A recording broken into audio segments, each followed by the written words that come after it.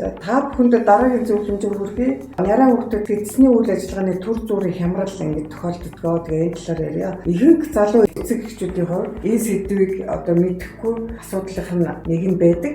Хүүхдийн баасны бүтэц шинж байдлын хувьд бол олон янз байдаг тул зарим үед туршлагатай эцэг эхчүүд ч гэсэн мэдэхгүй зүйл тохиолддог.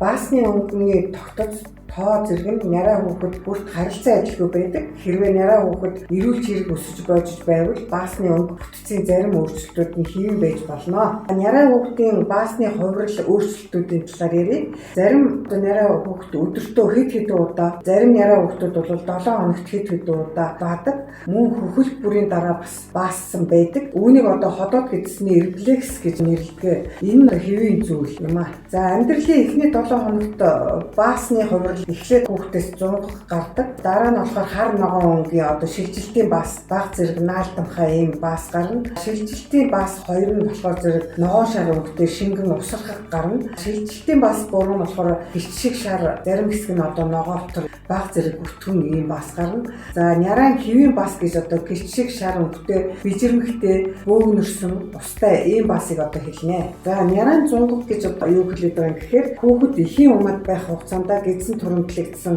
хар ногоон өнгөтэй өтгөн давирхай төстэй наалтамтгай тэр хар баас гардаг. Энийг зунгах гэж нэрлэдэг. Энэ нь ураг орчмын шингэн, салас, арьсны эсүүд болон бусад залгигдсан зүйлээс бүрдсэн баас юм аа. Ер нь эхийн эвлээд байхдаа хүүхэд 500 г шингэнийг залгиж тэр нь шээс болж бас гардаг. За шилжилтийн үеийн баас гэдэг нь амьдралын 3-5 дахь өдрөөс баасны бүтэц өнгө найрлага өөрчлөгддөг. Наалтамхай чанар нь арилж өнгө нь хар ногооноос ногоотор цайвар бор өнгөтэй болж хувирна. Баас жижиг бөөгнөрсөн ургамлын үрээр дүүрсэн мэт эсвэл хагас усрахад гарч болно. Үүнийг бас шилжилтийн үеийн баас гинэ. Энэ бол эмгэг байдал биш ээ. Хөхөр хооллох үеийн баас болохоор зэрэг эхний 7 хоногийн төгсгөлөөс баас шингэн шар каш мэт болдог. Хөхөр хооллож байгаа хүүхдүүдийн баас сэвсгэр, уян хатан нилээд зөөлөн, шар, улбар, шар гичний өнгөтэй өнөр нь өвөрмөц тийм живгүй биш үнэртэй байдаг. Заримдаа ногоон өнгөтэй байдаг.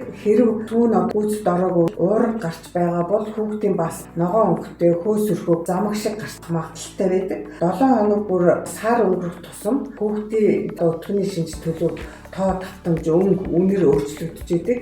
Ээжийн идэж ууж байгаа зүйлс нь баасны өнгө үнэр бас нөлөөлж идэг. Ногоовтор язмагтай болж хэвийн байдлаас өөр болж болох боловч ямар нэгэн өөр шинж тэмдэг илэрхгүй бол санаа зовхгүй байж болно.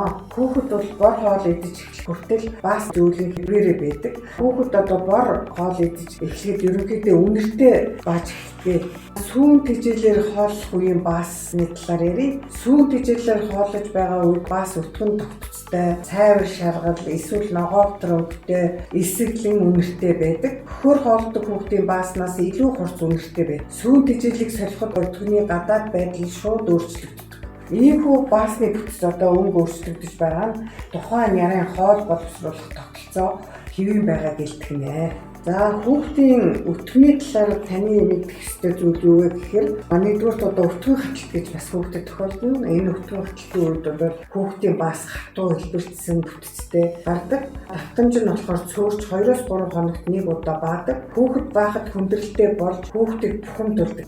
За өтгөн хатлт нь сүүн тэжээлээр хооллож байгаа хүүхдүүдэд илбэг тохиолддог. Хүүхдийн сүүн тэжээлийг бага усаар өтгөн найруулахад илүү өтгөн хатл ажиглагддаг. Хүүхдүүд бор хоол идэж эхлэхэд өтгөн хатах магадлал нэмэгддэг. За суулгалтын талаар бас ярив. Суулгалт гэдэг нь хүүхэд илүү олон удасрахыг шингэн баахыг л суулгалт гэж хэлдэг. Суулгахаас гадна хүүхэд бөөлжиж байх юм бол энэ нь гэдсний халдвар байж магадгүй юм аа гэж бас шийдвэрлэж болно. Энэ тохиолдолд яаралтай эмчит хандах хэрэгтэй. За цагаан баас гарах тохиолдол байдаг. Энэ нь шарлалтай няраа цайвар шар цагаан сарл өнгөтэй бааж байх юм бол эмчит яаралтай хандах хэрэгтэй. Энэ нь илэгний өвчний шинж байж магадгүй. За хүүхдийг нарийн шалгахын тулд цусны шинжилгээ өгөх шаардлагатай болно. Эмчит очиход хүүхдийнхаа баасны дээжийг хамт авч явах хэрэгтэй. За хар өнгийн баас гардаг. Хэрвээ их хүүхэдтэй төмрийн бэлтгэл өгч гисэн бол баас нь бас хар ногоо эсвэл бүр хар өнгөтэй гарч болно. Заавал ийм байх албач энэ хэвийн зүйл гэдгийг одоо санах хэрэгтэй. Идэж ууж байгаа юмнасаа болж байгаа учраас тийм. Харин төмрийн бэлтгэл өгөөгүй байхад баас хар өнгөтэй гарвал заавал эмч хандараа ходоодны хүчтэлийн нөлөөгөөр цус хар өнгөтэй болж өтгөнөөр гардаг. Учраас яаралтай үзүүлэх шаардлагатай.